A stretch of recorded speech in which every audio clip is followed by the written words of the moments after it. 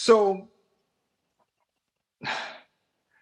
a lot of times you'll hear me on these shows, and one thing I wanted to say to y'all in pre-production was that I love how these conversations. I feel like we started just to talk about samples, and as the show kind of progressed, we started talking about stories and origin and things of that nature. So a lot of times, the fans that will watch us will hear me talk about underground versus mainstream.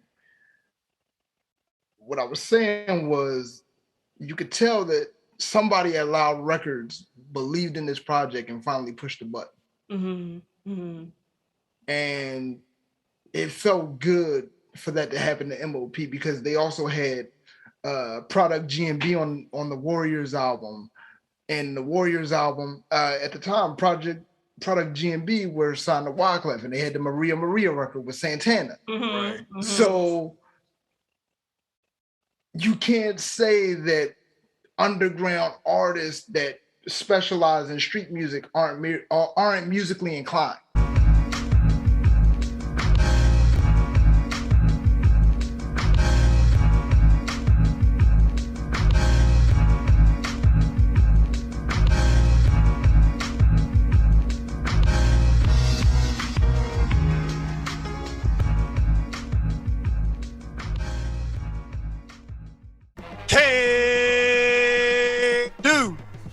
Let's go.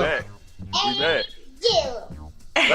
And let me just say for the record, you look magnificent. You two look beautiful. Oh, thank you. I look good. You know what I'm saying? So just had to put that out there. I'm trying to make you touch on the straight man.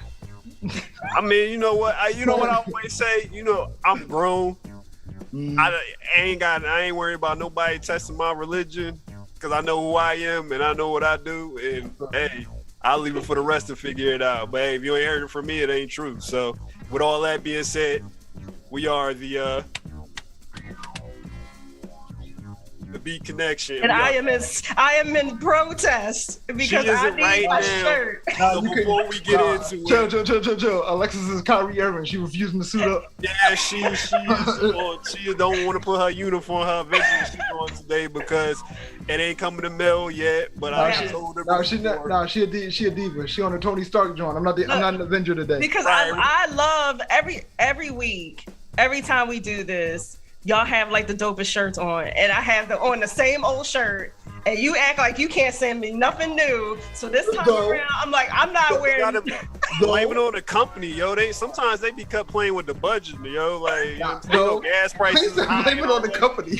Yeah, gas prices is probably it's high and all that. You know what I'm saying? But look, the gas now. That we gotta blame it on something. But look, with all that being said, hey, stop acting in a very unfriendly way. And your shirt is gold. What's your name? I know. No, I'm feeling really good today, y'all. Like, I'm feeling real good. We're gonna have a good conversation. Hey, we are the mighty Beat Connection. We are back in the building. Y'all already know me, Mr. Nobody, the Can Do Kid, Shizz. I don't say much, I don't do much. I just look and just, crack a joke every now and again. But to my left, your right, we have the beautiful singer-songwriter producer, Alexa Gold. What's going on, everybody? Hey, and to the bottom, you already know, always in the building. Go ahead and let them know who you are, sir. I go by the name of Azrael DiCaprio. And again, the Assassin of Rondo Squad Entertainment is always in the building. Always. And again, we are the mighty Beat Connection. We back in the mix. Yes. AKA Alexa Gold and her background singers. Right. Hey, I don't mind, man. I don't mind at all. But I want to read something, right? Mm-hmm. Acting in a very unfriendly way. He sat cold as ice through breakfast, ignoring Claire's hand on his shoulder as she passed his chair. Huh. Mm. Yes, cold as ice. Didn't Rick James say that? He cold-blooded. Or what, Dave Chappelle or somebody? Still cold-blooded. Okay, same difference, different way of saying it. But hey, with all that being said, we're going to talk about how a couple Brits got with a couple Americans and created a sound. And then we're going to talk about how that sound traveled from wherever it traveled to and got to Brownsville. So with all that being said, who want to go first? Ree, you got it. You don't want me to go first. I'm starting with M.O.P. Go ahead, start with M.O.P. No. Before I go into my M.O.P bag, because I'm gonna be there for a minute, because I always feel like M.O.P is like severely underappreciated by the culture. You think so? But I think it's amazing that Lou Gramm and Mick Jones got together, and Cold as Ice was one of the first songs that they created. Like, you know, before we started filming this episode, we sat here for probably about 45 minutes and just talked the clips, and Pharrell and Chad for, you know, Push's album just came out or whatever. But we talked about chemistry and how you can't replicate it. You know what I mean? Like, no. You're making my point for me. Like, even with this, right? Like, I can't imagine if one of us got subbed out. I mean, if it had to happen, it had to happen. But you know what I mean? Like, the chemistry, you can't. Nah. So for Lou and Mick to get together, and they were in separate bands at the time. Right. And, you know, you just decide to get together. It's like, let's see what we do. And you come up with Cold as Ice.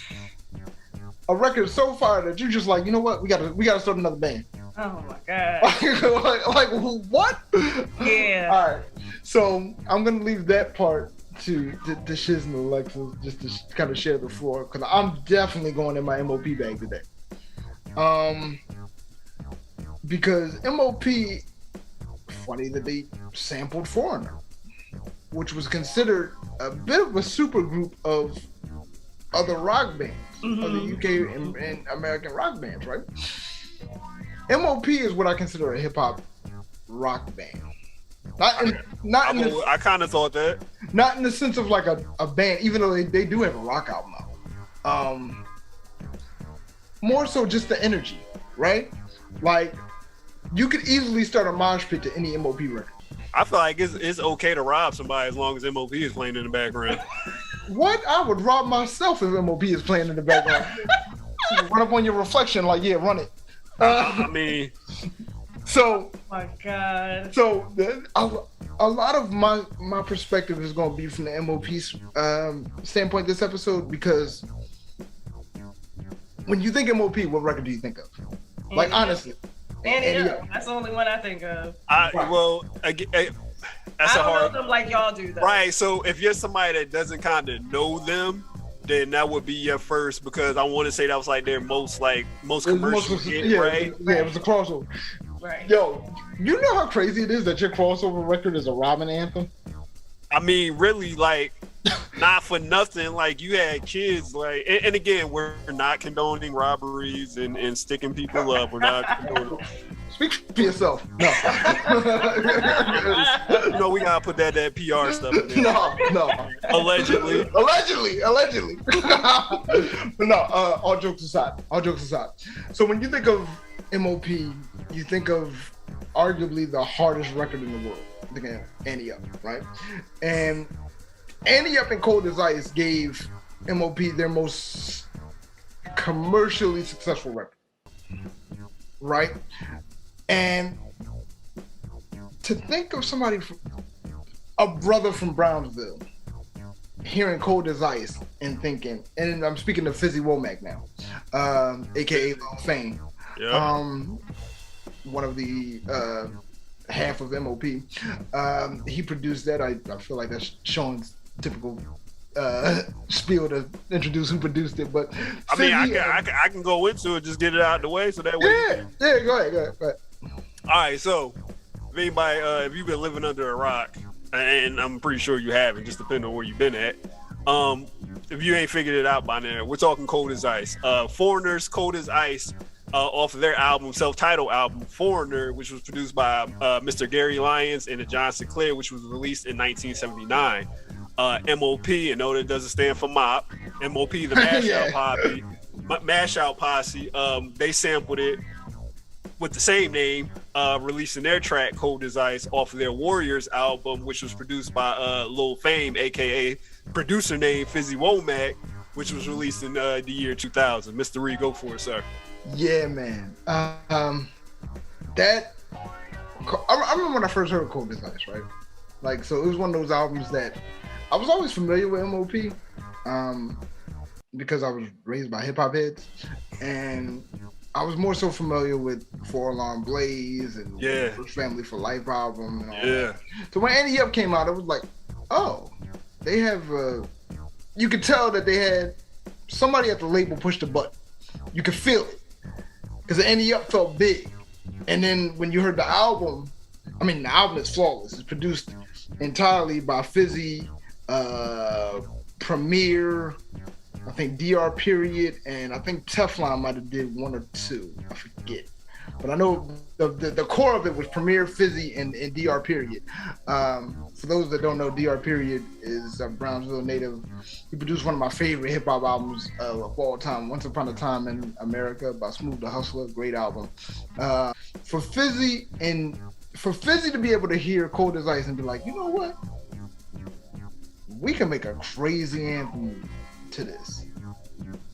And for Billy to be able to stay as aggressive as Billy Danze is over this, Cold as Ice is a beautifully haunting record.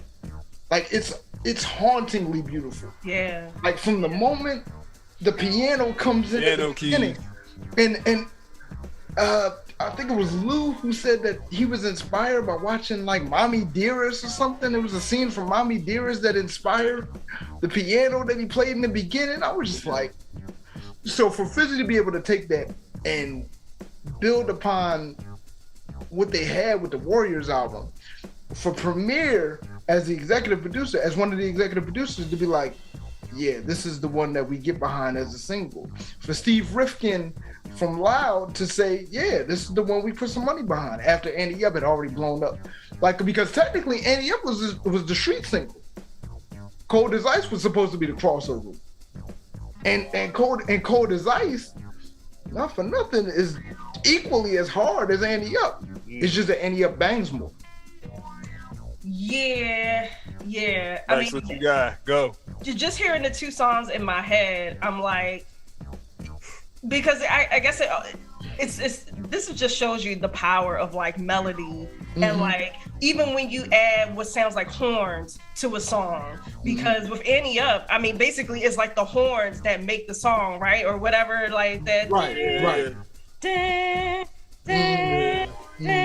You know, whatever that is, you know, it's so crazy, but, and I don't know the technical terms for it, but it's something about the music, that production, that gets everybody hyped. Yeah, and I don't even know.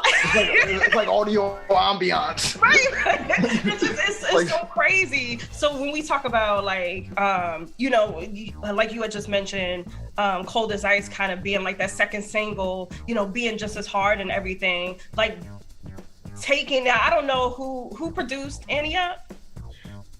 Fizzy.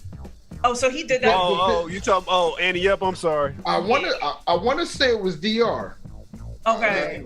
Go ahead, keep talking. I'll double check. Okay, yeah, because I was just curious in regards to like who produced that and what was their influence in producing that record versus like, you know, Fizzy Womack producing Cold as Ice and being influenced by like this 80s rock band. Yeah, it was DR. It was DR. Okay, got you.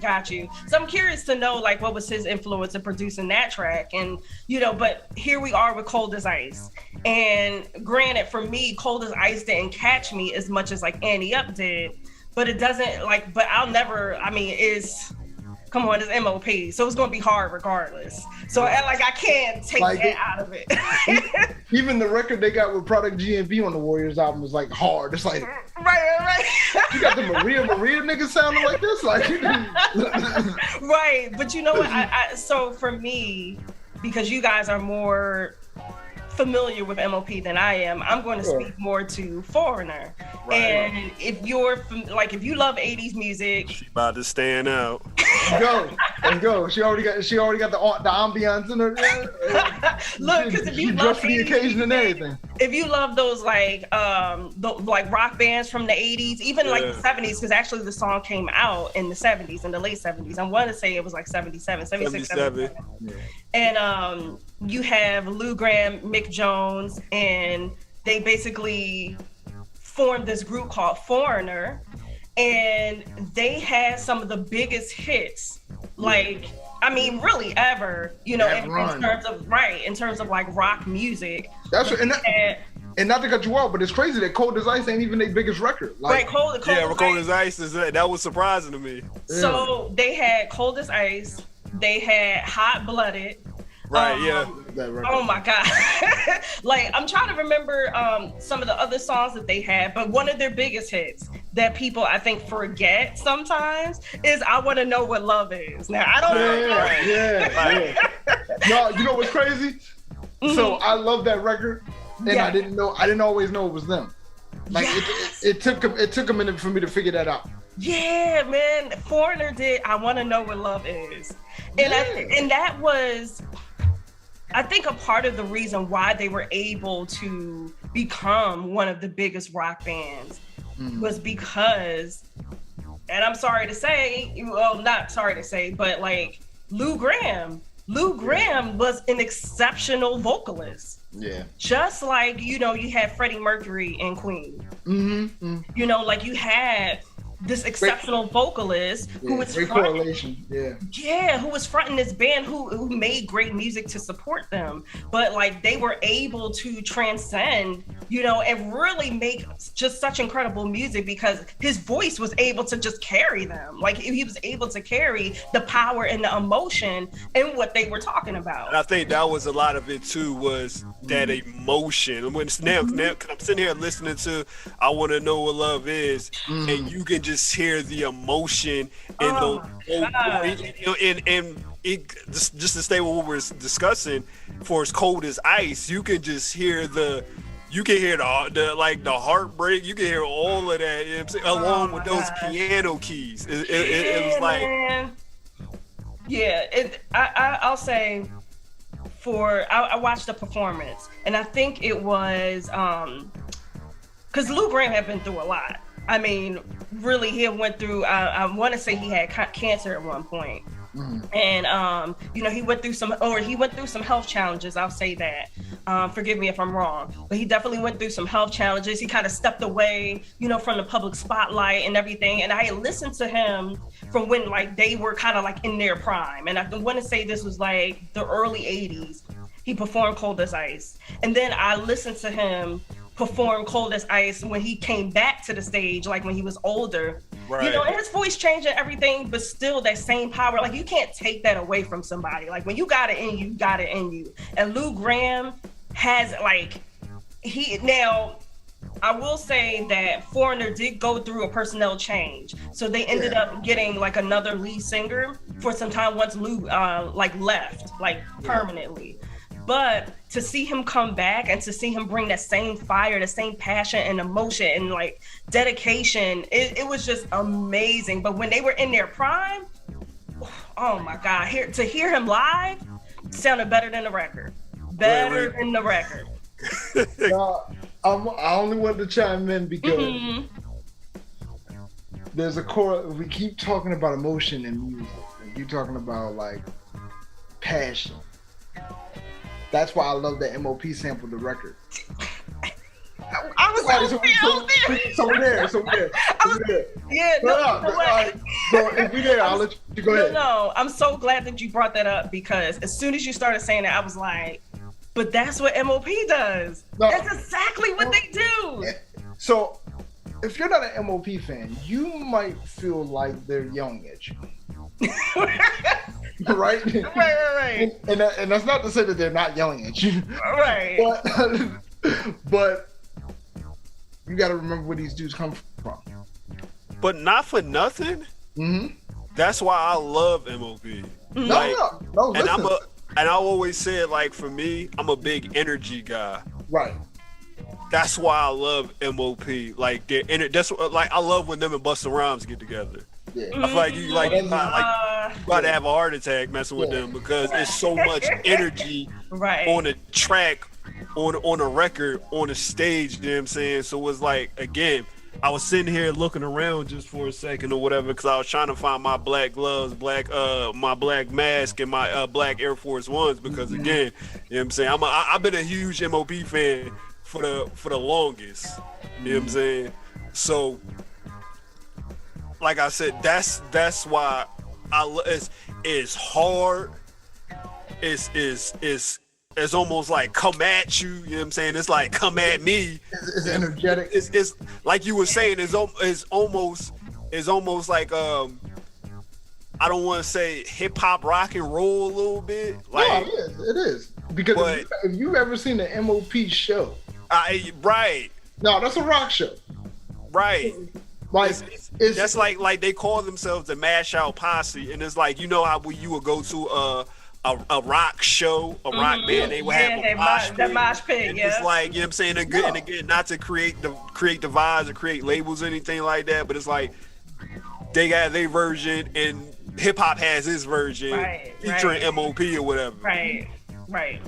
So let me say it this way then. You made a really good point. I'm glad you said it. There's often divides in music, but it's never the musician that creates the divide. Right. It's the public. At the risk of sounding haughty, it's the people that can't do it that create the labels. Like, technically, somebody could consider what Alexis does neo soul. Is that what Alexis considers it? Maybe, maybe not. Maybe Alexis just is singing what's in her heart. Maybe M.O.P considers themselves hip hop. Maybe they consider themselves rock. At the end of the day, does it matter? Not really. Not really. Because music is energy, right? So if I create high intensity, high energy music that just happens to be rap, right, this kind of show that I put on might resemble a rock show. That's why certain artists can do stadium shows. That's why when Jay-Z does a stadium show and there's a band behind him, there's a mosh pit in the front. You know what I mean? That's why when, and I don't know how, I don't even know if I want to say this. Certain artists, I won't say names, but certain artists can go between hip hop and rock kind of easily. Right. And it's because the audiences aren't too different. Right. It's high energy. But at the end of the day, like I always tell people, you know what I'm saying, I listen to all genres of music. And it's like you don't have to box yourself in or, you know what I'm saying, label yourself or say, okay, I'm only subjected to listen to this genre of music. And that's why I think it's so dope that Fizzy was able to take. First of all, I always ask the same question of when people produce tracks, like what made you reach for, you know what I'm saying? I still can't figure that out. And maybe secretly, maybe they like that music. Like and right. And you know what? It ain't far-fetched. As I'm starting to find out, as we dig through these records and these tracks, and you listen to these artists' interviews and all of that, they say like, yo, I listen to Michael McDonald. I listen to so-and-so. Yeah. I listen to Foreigner. So it's like, maybe was it the double entendre of cold being cold as ice? Because cold as ice, you know what I'm saying? I feel like for me, that's an equal opportunity term. That could be applied to cold as ice, could be applied to love. Or the streets. Ice could be applied to the streets. You know what I'm saying? It's just a matter of how you deliver the message or whatever. Right. So it's like it could go either way, but because like I said, it's a double entendre term, and it's equal opportunity for anybody and everybody, regardless of what background you come from. Thank you, because that was a point that I meant to make, but I forgot. The metaphor of cold as ice. Baby, you breaking my heart. You cold as ice. Right. Hey, it's cold out here in the streets. We gotta fight to survive. Right, it's cold as ice. I don't have time to be all warm-hearted. Run your wallet. Right. Not because I want to, but hey, it's hard out here. Right? So, and Lex, I'm gonna pass it to you. But I will say this: Shizz, profound point. profound point, and I'm glad you said it because it made me think about something I was talking to my wife about last night. Apparently, some journalist was mad at singer Monica, and Anthony Mackie. I think it was Anthony Mackie. I want to say it was Anthony Mackie for coming to the Country Music Awards. Oh, right. Yeah, it was. That was Anthony Mackie. Yeah. Okay, it was Anthony Mackie. The reason I bring that up is because dude was like, "There's too many black people at the Country Music Awards." But that, you know what? Truth be told, that's not the first time this is like. No. I'm getting there. Oh, my bad. Go for it. No. There's a reason I'm bringing it up, and it's in harmony with what you said. What's the difference between country music and blues? It's an extension of one another. I was gonna say the label. You get what I'm saying? So Right. I won't even say the public, only the media creates those divides. Because I reserve the right to go like country music. Right. I reserve the right to go like a Luke Bryan record. Man, life is a highway. You know what I mean? Like, yo, me and Johnny Cash go way back.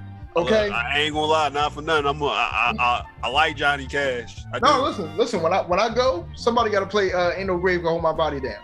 Man, he got Johnny Cash got some heartbreaking stuff. Johnny Cash got some smokers.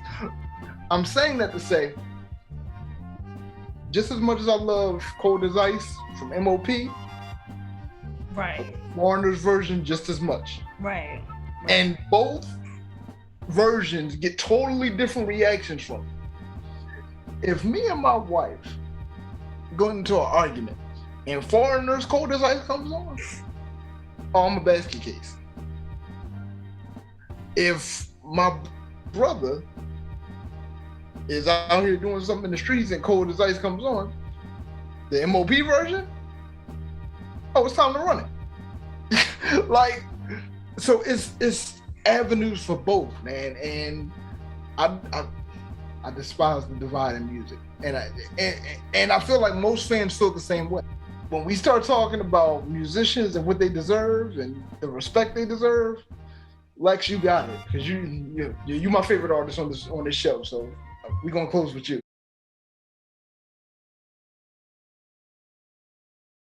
Oh man.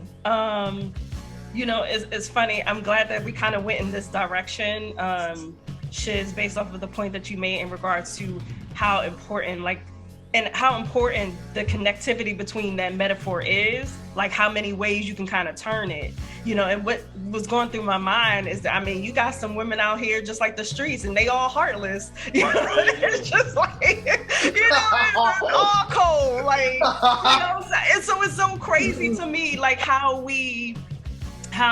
as we're talking about basically when it comes to our personal choices and the way that we relate to this music, like we can see the many sides of like the music, and we don't have to choose because we love all of it. We can give as much respect to Foreigner as we can give to M.O.P. Right. And then depending on the day, depending on when you might play Foreigner one day, and just as you said, Karee, like you play Foreigner one day, you feel some type of way that day. You play M.O.P. one day, you feel some type of way, but the energy is still the same. You can't take away that energy. The energy is still the same. So for me, I am, like I always say, sometimes we get into these episodes and you guys know more about, the hip hop artists that we're talking about more so than I do. But one thing I will say is I was listening to M.O.P. and I will say they are very musical. Like, and I hate to say it, like they were very musical. Like I don't want to say it like, oh my gosh, like they're not. But it was just as I was listening to them, like actually rhyming, because I think Shizz, you had pointed out, like sometimes it can come off like yelling, and it's like, but I didn't necessarily hear yelling. I heard like some in their cadence. I heard a lot of musicality. And I think like if you're not really paying attention, you'll take it as like just hyping you up, right? But like really underneath all of that, there's musicality to their cadence. Like they're not just rappers out here, not like they know what they're doing. Like Chuck D. Right. They know what they're doing. No, and it's not by accident. Right, it's not by accident. Right. Yeah. Like, Mr. I see you thinking. I don't want to cut you off. No, go ahead. You got it. Nah, I was gonna say I see you digging into your final thought bag. So. Nah, go ahead. You got it. Oh, nah. I'm gonna let you rap. Go ahead, get your off. And I'm just gonna piggyback off Lex. The greatness of musicians as a whole, regardless of how you want to view it. Whether we're talking about Luhan and Nick and the guys in Foreigner and what they were able to do, essentially as an experiment. Like, that started as an experiment. Like, let's just see what we do. But that's all it takes. Right. All it takes is creativity. Right. Creativity is often the spark. With Fizzy and Billy, what I love about them is essentially what I love about the Clips, what I love about Mobb Deep. I love them hip hop duos. With EPMD, Meth and Red, all them dudes that kind of feed off each other, where it's like, I don't know if these dudes is brothers in real life, but the way they rap, like when Billy started putting out solo music, I was upset. Because I'm like, where Fame at? I need you with Fame. And for Fame to be able, and Fame's ear for production. Fame don't just produce for M.O.P. Fame is a renowned producer in the hip hop community.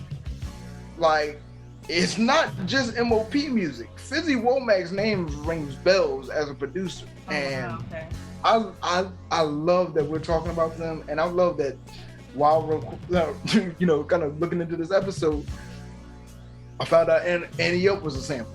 I don't think I always knew that. Yeah. So we got to do an Annie Up episode. Shizz, what you got? It's coming. It's coming. What I have for a final thought, right, real quick. This episode felt kind of different because I felt like it was more of a conversation with music sprinkled into it as opposed to a music conversation with other stuff sprinkled into it. But I feel like it was a good thing because, again, it just shows the versatility of not only what we do, but the versatility of our listening ears and the versatility of the world, if you will. You know what I'm saying? Because we kind of bring in some nuances to the conversation that you may or may not have caught or whatever. But to go back into the music, I've always been a fan of M.O.P. Always been a fan of them. Just like I said, I like high energy. I like energy tracks. They made me think about Killer Mike and LP, Run the Jewels a little bit. Like, they got a lot of energy to them or whatever. So I love energy. DJ5 coming soon, by the way. Oh, don't say that. Yeah, he Killer Mike announced it. But go ahead. Oh, okay. Damn. That just threw me off. But that's why I told you. That's exactly why I told you. Yeah. Huge M.O.P. fan. Huge Foreigner fan. For me, Cold as Ice, either one is a repeat play for me. I could listen for me, and I always want to say it. That Cold as Ice beat with them pianos, from the Foreigner track to the M.O.P. track, they just go so hard, so hard. So I'm glad they made this magic happen, and I'm gonna stop talking. And Lex, I'm gonna let you go ahead and drop your hard bars. Go for it. All right. So thank you once again for tuning into this week's episode. Don't forget to like, share, and subscribe. Make sure to comment. Let us know what songs and samples you want us to talk about next. And as always, tune in to the next episode.